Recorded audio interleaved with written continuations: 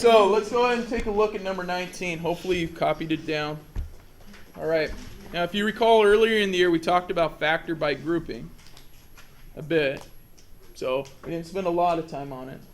So anytime you have four terms, one way you can go through and try to solve it is to factor by group. So if I'm going to take this top part, this numerator here, and just rewrite it down below here, so I can show it without feeling like I'm restricted by space there. Okay, so I get negative 2x. Man, kind of stepped that up each time, didn't I? Okay, so we get 2x squared minus xy minus 2x plus y. All right, and factor by grouping, you're just making groups. Okay, so I'm going to try to make two groups that will have the same expression in each group. So the first way to do it is just to insert parentheses and kind of, make two sets. So if I did that, I put a set there and I maybe put a set here, now I have two sets. If in this first set has the greatest common factor of x, so we can take an x out, and I'm left with 2x and minus y. Well, that almost looks like that, right? This is 2x plus y. So maybe rather than, notice I just put that in there. Let's go ahead. I'm going to erase this. Okay? And I am going to rewrite this a bit. And rather than having that be minus, I'm going to put plus, and then I'm going to put a negative 2x plus y. Okay, so I haven't changed anything, right? It was minus 2x, and now I'm just saying, well, I'm going to add negative 2x, which is the same as minus 2x, right? You guys with me? Okay, now to make this negative 2x plus y look like that, what do I have to do? Yeah, if I can factor out or divide by negative 1. So I pull a negative 1 out. I now have plus negative 1 times, negative 1 times what's negative 2x? 2x. And minus y. Now we have the same sets. Any questions so far on that? Hey, Nicole. Yep, just your expression right here, the thing in the parentheses. Okay? All right.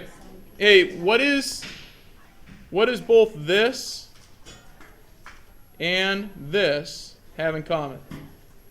2x minus y. 2x minus y. So just like we've done in the past, let's think back to something we know how to do. If I gave you 4x plus 8, yeah, thank you. Okay, gave you 4x plus 8. What's the greatest common factor there? 4, right? Because we can think of 8 as 4 by 2. Everyone with that? Okay, and we've got 4x. So the greatest common factor of that is 4. We can pull that 4 out. When I pull 4 out of 4x, I'm left with x, and pull 4 out of that, I'm left with 2.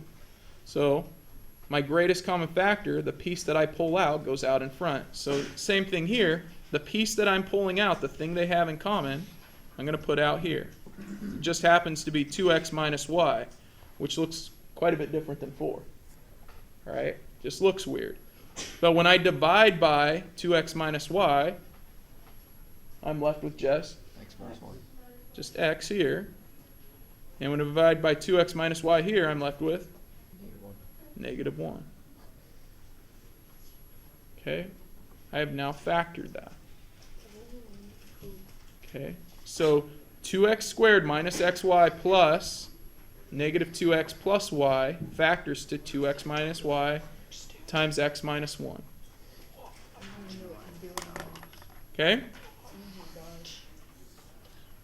Hey, you guys, once again, I said it last class, I'll say it this class. I'm not saying it's easy. It's challenging. that you're also in advanced level math right now. And sometimes it's going to make you think and challenge you. I hope a lot of times. If it were easy, everyone would do it and be good at it, right? That's what we got up there. Yep. Yeah. Like in the example that you showed, the 4 and whatever, where would the x? Oh. Yep. Okay, So when we pulled the understand where the x minus 1, like how that's related to the example. Like where is the x? The x minus 1, like if you're looking at that would be your x and 2. Those are the things left over when you take the common piece out. Oh, okay. So here you take the common piece out, you're left with x and -1. Oh, okay. Okay? All right. Hey, we factored one part. In fact, I will help you out with this part and this part. There you go. Okay? I want you to factor this part. All right? Do your best. Give it a go. Yeah? Anything I can do to help? Point. All right? So, if I'm taking this x squared plus xy plus x plus y, and I'm grouping it. Okay, so we take this piece, we group it here. I'm going to try to group here and here. Why? Just because by default. And I look at it and I recognize right away if I pull an x out of this one, I'm going to have x plus y. And that's what I have right there. What's out in front of this quantity right here? 1. A 1. Okay, so the greatest common factor is x plus y. That's the thing we're taking out of each. If I look at just this piece of it, x times x plus y, and I pull out x plus y, what am I left with?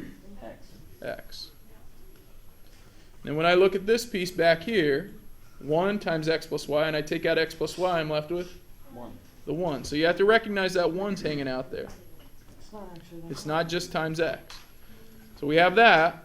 If we were to multiply it out, we'd get the same piece we had in our numerator. Okay? So this whole chunk up here becomes x plus y times x plus 1. Cool? How many got it? Yeah, dude. Okay. I'm already done. Okay, now we cancel, right? Cancel. Cancel. This is the fun part. You have just crossed up. Boom. Boom. Random crossing out. All right. 1's on the bottom. What's on top? X minus 1 times x plus 1, so it should, if you want to put them together, it'd be x squared. Minus 1. Good. Yeah, and all that's over 1. Yeah, if you wanted to, you could call it x squared minus 1. It's the difference of two perfect squares. Okay? I'm just going to leave it in factored form right now, just because that's what we've been dealing with. Yeah, we should list the restrictions for sure. Okay, so the restrictions down here, we have x plus y, so x plus y cannot equal 0. So x cannot equal -y then.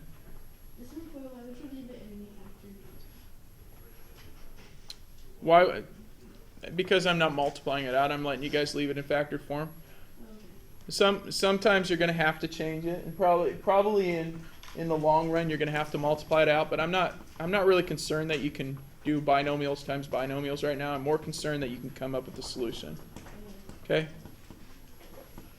And here, 2x minus y. This other restriction that can't be 0. So we're going to subtract y and then do what? You mean add y. And then Or add y. Yep. divide by 2. Good. And divide by 2. So it's 1/2 y. So x cannot equal add y.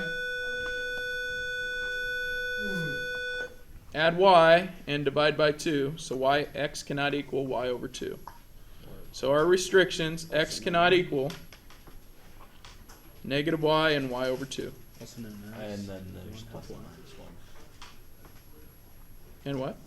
Oh, wait, no, because it's on the top. Oh yeah. Yep, those are numerators. All right, and there we got it. That is actually not that hard. Piece of cake, man. Piece of pie yesterday. Right? Actually, Friday, I guess. Yeah. Yesterday was a piece of shamrock. All right. Very good. Any questions you have today, make sure you're talking to me. You can also check your answers up here. All work shown. Okay? Ready, go.